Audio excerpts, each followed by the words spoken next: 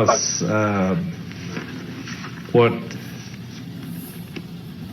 describe, if the best you can, what it's been like from that day in 1968 until now. Just tell us in your own words what it's been like, the impact that 1 year service in that country has had upon you.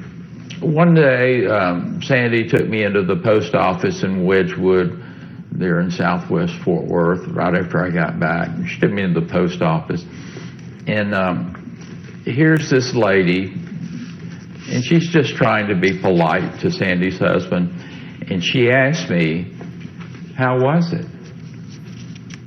And in Vietnam, we didn't speak English. We spoke profanity. We didn't know any other way to communicate the pain.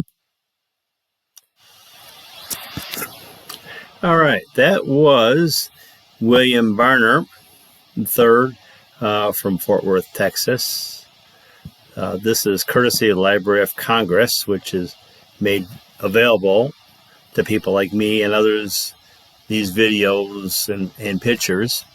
And you can see a picture of William Barner on the right with his wife and all these letters that he wrote to his wife during the war. He was very faithful to his wife, and all his free time, he said, he wrote. He didn't do what the other guys did, playing cards, things like that. I mean, for the most part, he spent his free time, which wasn't a lot, writing letters.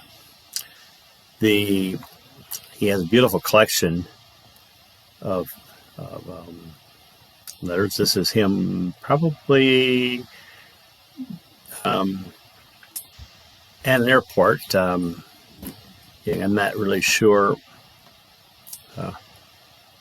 when it's taken, but this is in his photo collection. There he is with his Army buddies in Vietnam. He is on the right.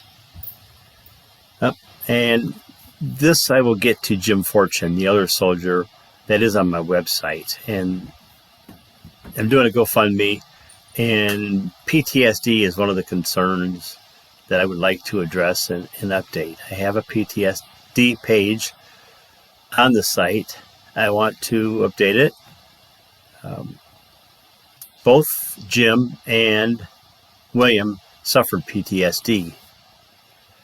And as William has mentioned, he has received a lot of therapy from the VA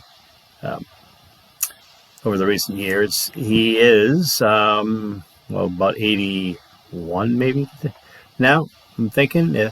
I assume he's still alive. He did this video about 10 years ago. Jim, fortunately, as you can see, he's a mechanic here. He's in Korea at the present time. There he is with some of his Army buddies in Korea, South Korea. He's working on a diesel engine here. He went to SIL training facility and got trained in diesel mechanics. William was also at the same school before he got shipped out right to Vietnam. Jim went to Korea first for a few months, and then he ended up, like in this picture here, where in color is in Vietnam. This is the part that they both were a part of. Both Jim and William were members of the 11th Armored Calvary Regiment, and their service in that regiment was like a year apart. William was in there 67, 68. Jim, who would be just a year older than me, so he was 8 or 9 years younger than William, went to Vietnam in 69, November of 69, and I think he was discharged September of 70. So he was there during the secret war that Nixon had done in Cambodia back in April, May. He was part of the troops that went over the border, and it shocked a lot of us because we weren't told about it until after it happened. There you can see the patch he has, first in Cambodia. He was injured in Cambodia, flown to Saigon. This is how his mother in Flint, Michigan found out about it on the news.